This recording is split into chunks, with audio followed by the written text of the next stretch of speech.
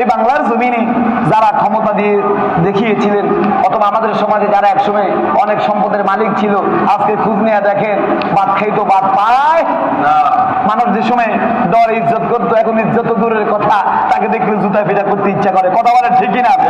ওই যে ক্ষমতা আল্লাহ দিয়েছেন, ক্ষমতার অপব্যবহার করার কারণে আল্লাহ রাব্বুল আলামিন এখন আবার তাকে লাঞ্ছিত করেছেন।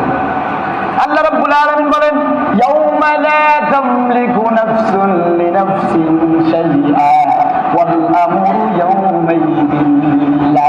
ওরে বান্দা, দুনিয়ার যত ক্ষমতা, দুনিয়ার যত তাকাব্বুরি, হাসরের ময়দানে আমি আল্লাহর হুকুম ছাড়া একটা কদমও নড়তে পারবা না। আল্লাহু আকবার। ইয়াউমা লা তামলিকু নাফসিন, তোমার কোনো ক্ষমতা, তোমার কোনো সম্পদ, তোমার কোনো অট্টালিকা কোনো কাজে আসবে না। ইয়াউমা লা তামলিকু নাফসুন লিনাফসিন শাইআ ওয়াল আমরু ইয়াউমাইযিন লিল্লাহ। সেই দিন একমাত্র রাজত্ব থাকবে, ক্ষমতা থাকবে একমাত্র আমি আল্লাহ। সুবহানাল্লাহ। এই দুনিয়ার ক্ষমতা কোনো কাজে আসবে না।